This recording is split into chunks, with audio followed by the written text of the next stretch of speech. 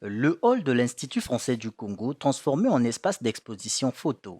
Ici se côtoient 11 photographes du Congo, du Cameroun, Togo, Mali, Gabon et de la France pour mettre en lumière leurs travaux photographiques à l'occasion de la première édition de Kokutanar sous le thème L'Afrique en face. Première du genre en République du Congo, la rencontre internationale de la photographie d'auteur de Brazzaville est portée par le groupe Mombongi Art Photo en partenariat avec l'Institut français du Congo. L'Afrique regorge autant de talents en photo, hélas, ces acteurs n'ont pas assez de visibilité.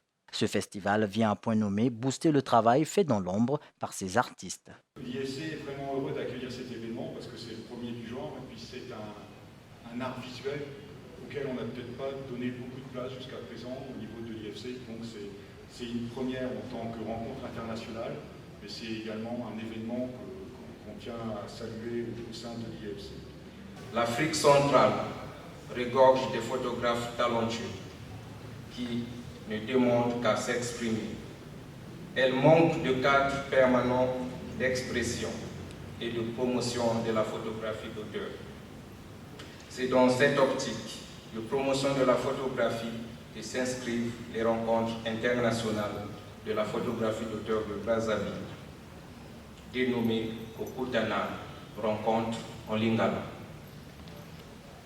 Kokutana est un rendez-vous des photographes nationaux et internationaux dont l'objectif est de promouvoir la création et la production photographique contemporaine du continent et congolaise en particulier, et aussi de participer à la création d'une plateforme d'expression des photographes en Afrique centrale. En effet, cette première édition, qui a pour thème l'Afrique en face, se tient dans un contexte particulier, c'est dû au Covid-19. Ces tableaux, clichés et photographies exposés ici mettent en exergue des histoires vécues, des faits de société et les cultures africaines. Kokutana Art me permet que ces histoires qui sont passées à l'oubli, ces discriminations, ce genre de phénomènes puissent être mis en lumière. En tant qu'Africains, on est aussi bombardé par de la nourriture qui ne pousse pas ici au Congo. On est bombardé par des produits alimentaires que nous, on ne produit pas. Alors que nous, on a une grande richesse, on a notre nourriture traditionnelle qui pousse sans problème et qui est bio parce que ça n'a pas été pulvérisé par des produits chimiques. Et on n'a pas utilisé les engrais chimiques pour faire pousser ça.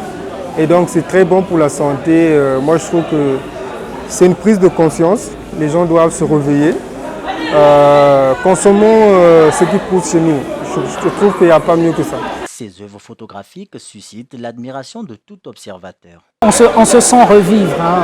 On est un peu revivifié par ce bouillonnement culturel. Évidemment, ça nous a manqué des moments comme ceux-ci où on pouvait échanger sur les travaux artistiques. Et donc, pour moi, en tout cas, mon souhait le plus ardent, c'est que tout revienne à la normale, que l'on ne parle plus de pandémie, de masques, de gestes barrières, mais que simplement l'on puisse créer ces espèces de traits d'union qui nous ont toujours gardés ensemble avant. Parce que le Covid nous a aussi appris une chose, c'est que Covid égale co-vivre, vivre ensemble. En prélude à ce festival, des ateliers en photo au profit de la jeune féminine et un concours du meilleur roman photo ont été organisés.